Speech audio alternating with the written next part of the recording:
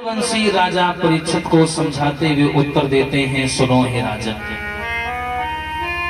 मैया सती जब नहीं मानी तो अंत में भोले बाबा को मजबूर आज्ञा देनी पड़ी, जाओ। समझा दिया ऐसे से जाना।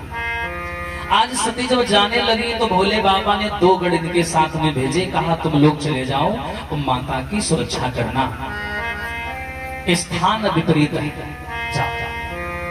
आज मैया लेकर के चली दोनों को। जैसी मां अपने मायके में आई, मैया सती की जो सगी बहनें बैठी हैं, अच्छे परिवारों में ब्याही थी, धनवाली थी, दौलत वाली थी। माता सती कुछ खास श्रृंगार करके नहीं गई थी। एक सन्यासी की पत्नी है, जैसा रोखा सूखा था वैसा अपना चल दी बना के।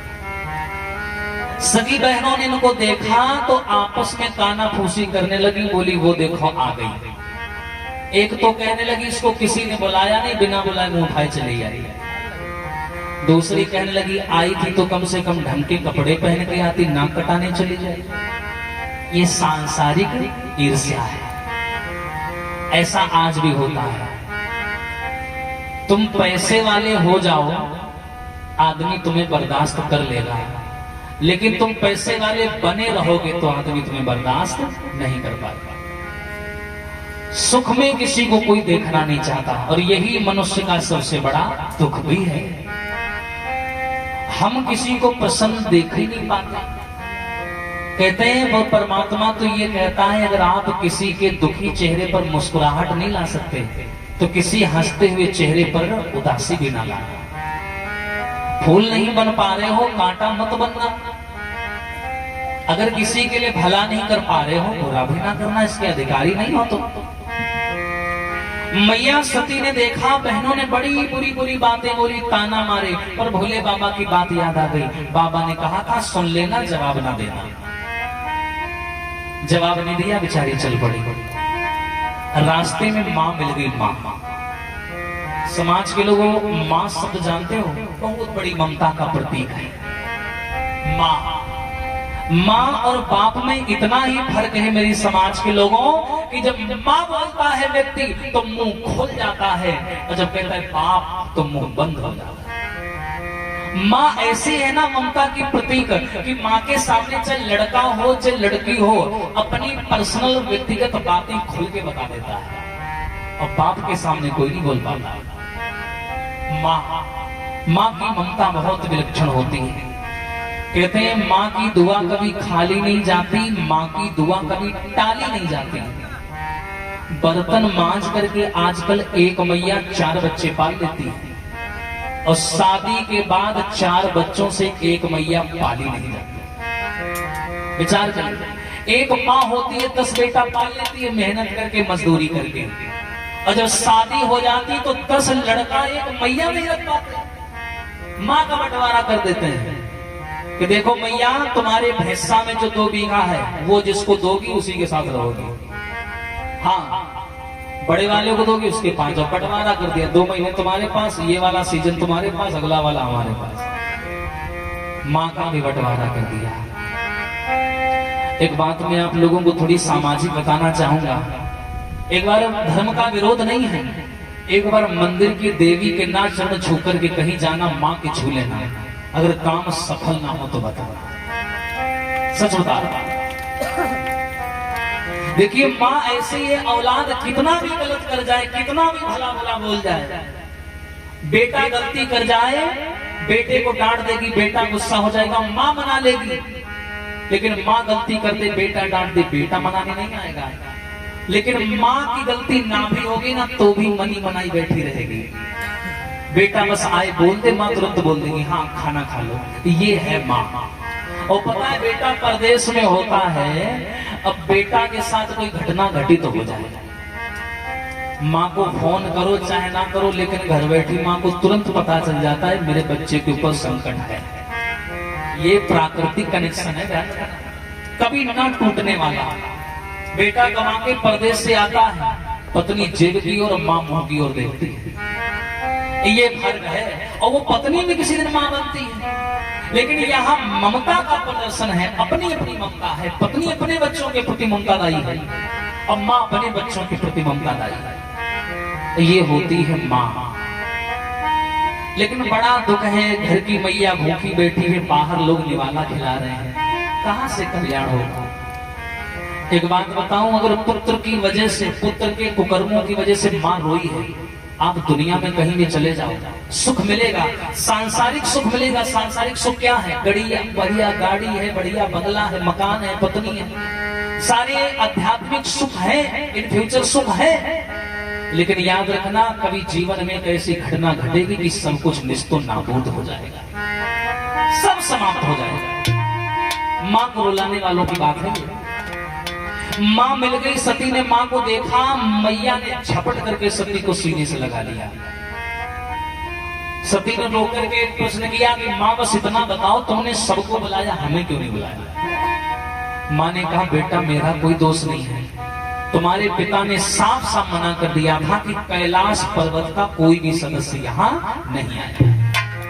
क्या करती, मैं महिला हूं, मेरे बस में कुछ नहीं है, जो करेंगे तुम्हारे पिता करेंगे। सती वहां से चली, सोची चलो आज पिताजी से मिलेंगे, पूछेंगे जरूर कि आपने ऐसा क्यों किया। रास्ते में देखा सती जी जा रही है, सामने से दक्ष प्रजापति चला रहा है, लंबे लंबे कदम की, हाथ में तलवार, सर पे सोरडी मुकुट। सती ने देखा पिताजी आ रहे हैं, खुश हो गई, पिताजी हमें देखेंगे, गले लगा लेंगे, पुत्री हूं मैं। दक्ष प्रजापति ने जैसी सती को देखा, आ कबूला हो गया, सती वारी कैलाश पर्वत वालों, तुम्हारा स्वाभिमान मर गया, आत्म सम्मान मर गया। मैंने कोई पत्र नहीं भेजा, कोई बुलावा नहीं भेजा, फिर भी तुम चली आई।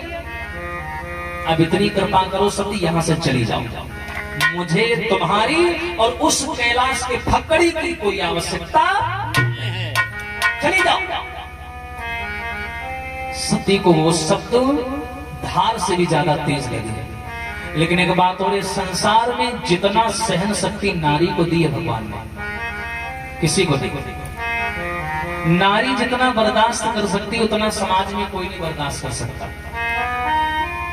मां ने शब्दों को सुन लिया, हृदय में रख लिया, जवाब नहीं दिया, आगे बढ़ी जहां यज्ञ हो रहा था। यज्ञ में जब आई, देखा यज्ञ चल रहा है, लेकिन उस यज्ञ में सबसे बड़ा नजारा देखा कि भोले बाबा का कोई स्थान नहीं है। जबकि भोले बाबा देवताओं की श्रेणी में आते हैं, और यज्ञ देवताओं के बिना कभी संपन्न नहीं होता। मैया सती ने देखा कि सब देवताओं के प्रतीक चिन्ह बने हैं, मेरे भोले बाबा का कहीं भी कोई निशान है ही नहीं। लेकिन भैया, सच्ची पतिव्रता नारी हर बात सहन कर सकती है, पर पति का कहीं अपमान होए ये बात नहीं सह सकती। जो सच्ची पतिव्रता नारी हर बात बर्दाश्त कर लेगी, किंतु पति का अपमान हो ये बात बर्दाश्त नहीं होगी। मैया सती ने देखा कि मेरे भोले बाबा का अपमान, वो बात याद आ गई कि भोले बाबा ने कहा था, आवत ही हर्षे नहीं नैनन नाई सने। वो बात याद आ गई कि मेरे बाबा ने मुझे रोका था, मैंने एक नहीं मानी, और यहाँ मेरे बाबा का अपमान हो गया, मेरे पति का अपमान हो गया, मैं कौन सा मुंह लेके जाऊंगी कैलाश पर्वत। जबकि मेरे पति ने मुझे कई बार रोका, वहां मत जाओ मत जाओ, मैंने अपनी मनमानी करी, तो यहाँ मेरा अपमान हुआ सो हुआ, मेरे पति का अपमान हुआ।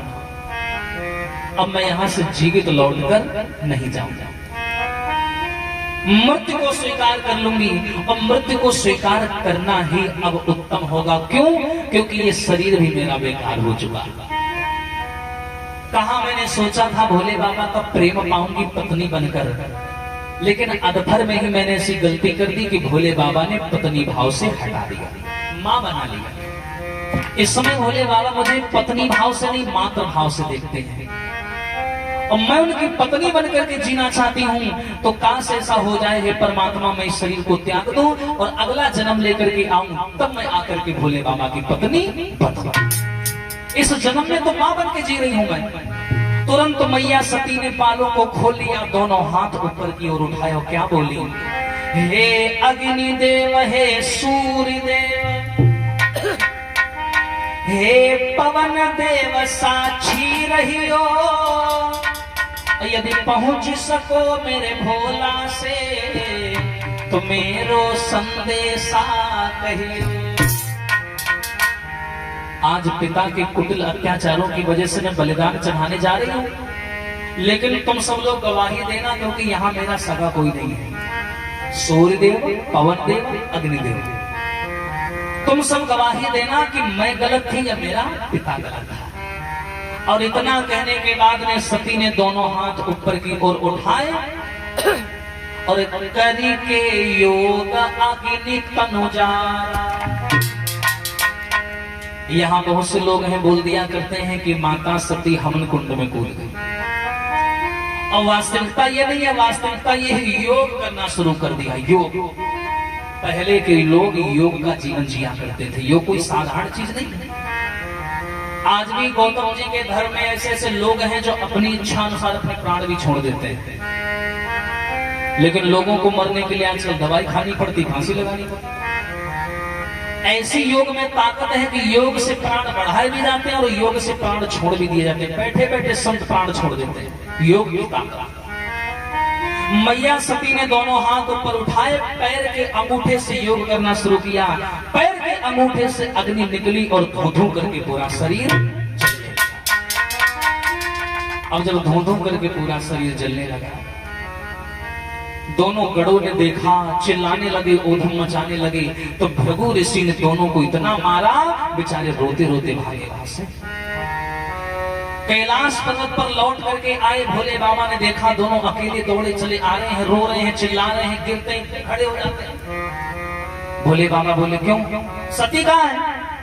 तो दोनों रो करके बोले, अब क्या सोचो त्रिपुरारी, मैया गई स्वर्ग सिधारी।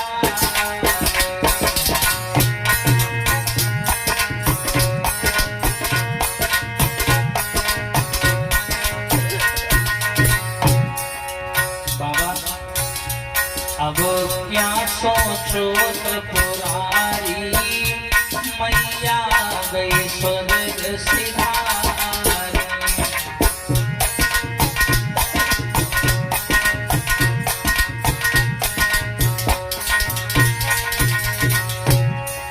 पिताजी को मैं क्या बताऊं बाबा, आरी दुष्ट दक्षिणी देखा तक नहीं बाबा, हो दुष्ट दक्षिणी देखा तक नहीं, और बदनामी करी डाली। क्या सोचो त्रिपुरारी, मैया गई स्वर्ग सिधारी।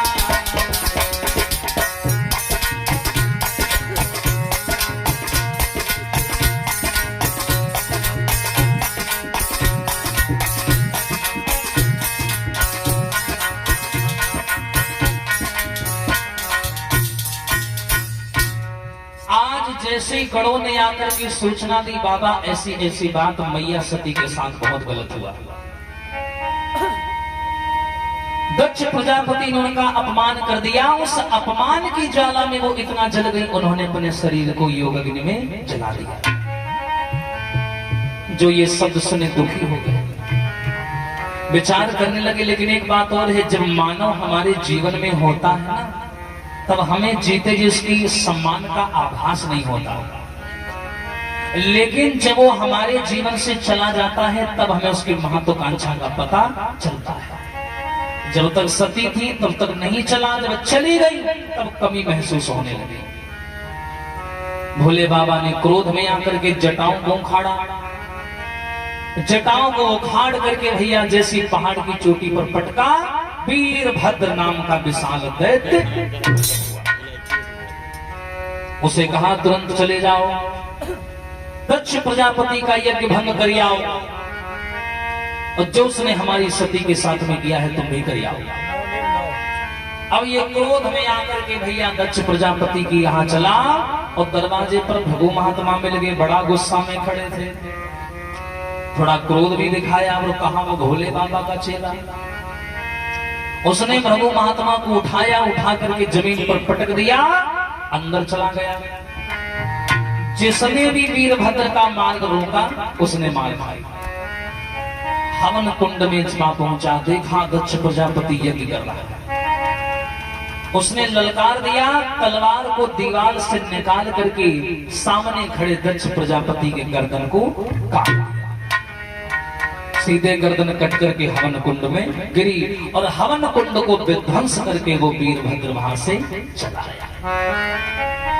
जैसे लौट करके आया, भोले बाबा के पास में जवाब दिया, बाबा आपने जो कार्य दिया वो मैंने संपूर्ण कर दिया। बोले जाओ जाओ। वीरभद्र चला गया और भोले बाबा माता शरीर का मृत शरीर ढूंढने लगे। दौड़ करके वहां आए, दक्ष प्रजापति के यहाँ देखा, इधर दक्ष प्रजापति का मृत शरीर पड़ा है और थोड़ी दूर पर मैया सती का जला हुआ शरीर पड़ा है। भोले बाबा ने मैया सती के शरीर को हाथों में उठा लिया। हाथों में उठाने के बाद आंखों से झरने की भांति आंसू गिरने लगे और विचार बना लिया भोले बाबा ने, इस दक्ष ने मेरी पत्नी को मुझसे छीना है, मैं संपूर्ण संसार का विनाश कर। आकाश मार्ग में लेकर के घूमने लगे, त्राहि त्राहि होने लगी। तीसरा नेत्र खोल दिया, जहां से ज्वाला निकलती है विनाश ही विनाश। सब देवताओं ने आकर के दोनों हाथ जोड़ लिए, प्रभु माफ करिए, संसार का निर्माण अभी अभी हुआ है और आप ऐसे कार्य करेंगे। मैं मानता हूं दक्ष ने त्रुटियां की हैं, पर एक त्रुटि के चक्कर में संसार का विनाश ना करो प्रभु। अभी संसार में धर्म का प्रचार होना बहुत बाकी है, ऐसा ना करो, संसार को ना मिटाओ। रही बात माता सती की, वो तो जन्म जन्म आपकी बैरागिन बन के आती हैं, उस जन्म में नहीं अगला जन्म लेकर के आएंगी, फिर भी वो आपको प्राप्त अवश्य करेंगे। इतना बोल दिया तब भोले बाबा ने क्या देखा, मैया सती के शरीर के पावन जगह अंग कट कट करके गिरे और जहां माताओं पिता लोगों अंग कट कट के गिरे वहां सुंदर सुंदर तीर्थ बन गए। बोलिए शंकर भगवान की